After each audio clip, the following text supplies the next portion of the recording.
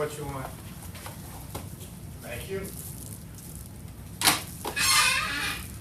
That looks like it's it. Okay. Let me get you filled up here. Thank you. We'll get it out yet this afternoon. That's supposed to be in the motor now. See you. Bye. This one's playing.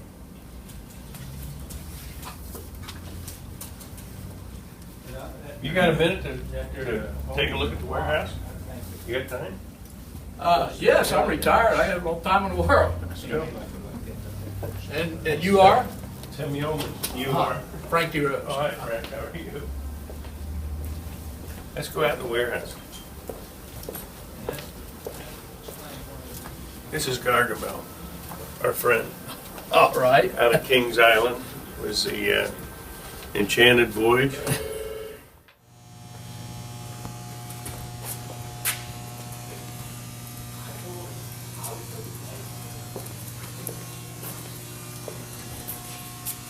Wow, this place is gigantic. From the outside, it doesn't look this big.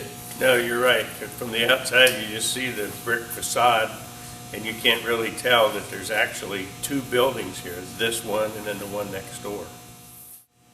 This is some of the stuff that we've collected over the years. Well, that sign up there, it looks relatively new.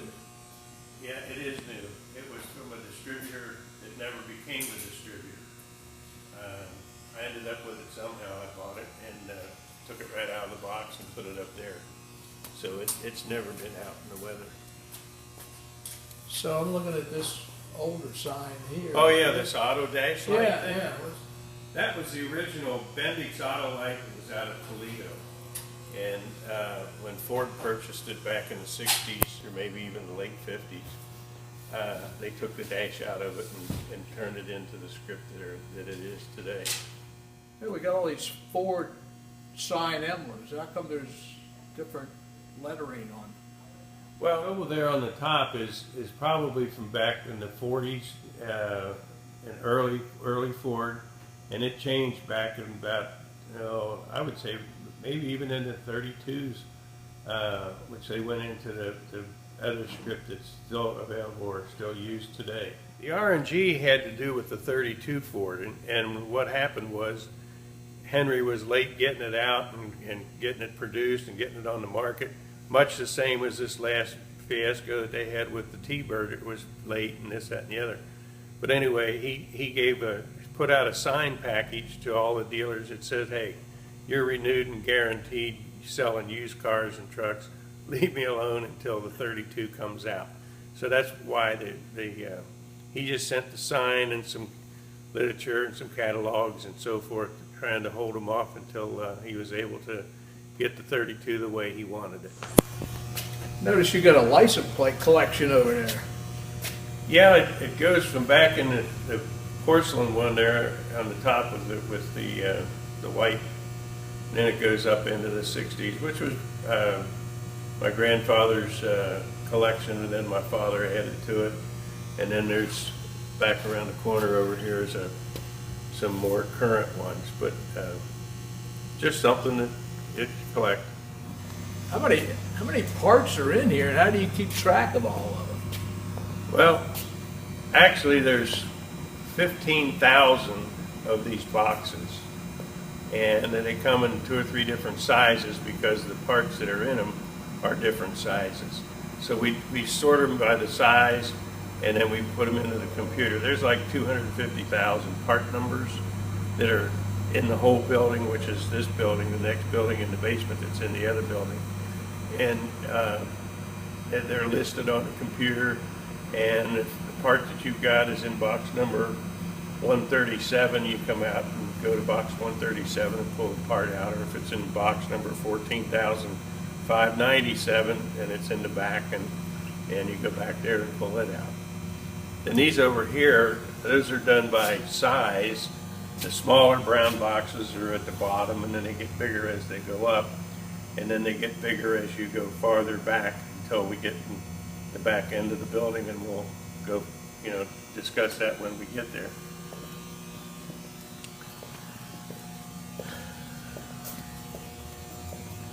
We constantly refurbish our inventory by dealers that have got their obsolete stuff with their 2016 parts. Then they got to get rid of what they haven't sold in the last 10 years, 5 years, whatever they use, and they'll call us and send it in. And what we'll do is keep track of these boxes as to how, if they need to be refilled on a list, and then it comes in, we'll just pull the box out, fill it up, put it back in, add that to the inventory. So what I thought would be a continuous deal of just keep going farther and farther back actually has really stopped as far as the expanding of the thing, because when you fill in the blanks, you don't have to add more boxes to it. At least that's what. And the same situation is here. When you sell out of the shelves, the shelf becomes half empty, and when they put the brown box stuff away, they keep filling up the shelves. Oh, what's with this? That's one of our mannequins. A number of years ago, probably 10, 15 years ago, McAlpin's over at Kenwood Shopping Center here in Cincinnati had to get rid of all their mannequins and go with people with no arms and heads and all that kind of stuff. So some guy sent me 150 of these mannequins. They were little kids, females, males, and so on and so forth. And you'll see them. You saw some up in the front on top, and then there's some more around it that I'll show you as we go. But we're down to what's here, and the rest of them are all gone. So when somebody calls in for a part, how do you manage to get the part from these racks to the front there? Well, what happens is the fellows who take the call in the office type it into the computer, and it spits out a label, and the label goes out here on the table, and then the pickers go out and pick the parts from the boxes or the shelves or over in the other building or downstairs or in the back, bring it into the front, and they process it for shipping up front. So it's just a constant roll of part number stickers. I don't see any laying here, but we'll see some as we go, and that's how we get the parts from the phone to the truck. I noticed there's the number of those boxes are like 7,000. How many of those individual boxes do you have here? Well, there's 3 different sizes of boxes that we use. The one that you're looking at is the biggest box that we have for the volume stuff. Then there's smaller boxes here, and then there's medium-sized boxes. So there's 3 different kinds depending on the size of the part. There's just shy of 15,000 boxes. You'll see when we get to the back. I think it's like 14,900 and something. But that's the way we do the parts. And then, like I said before, we just refill them as we go. Over here on this side, where they're on shelves and so forth, there's all the sections are done down through the alphabet, but you have to eliminate the L's and the Q's and that type of thing because they're difficult in the computer to do. But there's over 1,000 of these shelves that from here to here and then all the way to the back that we keep on inventory in the computer. And that takes care of the shelves and the boxes. And then we get down to here. Oh, here's 14,000, and then 15,000 is on the back side of this shelf here. And it's all these little boxes of unbelievable pins, bushings, bearing, just little grimbly stuff that nobody in their right mind would even try to inventory. But, the dealers buy it and they need it to complete their job and get the customer out on the road. These are metal tubs.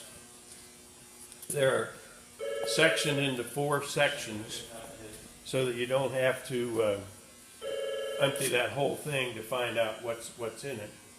But the piece that you're looking for that comes on the little tag that we talked about is contained in there. And there's like 250 of these tubs. There's this breakout, and then next door there's a bunch of them.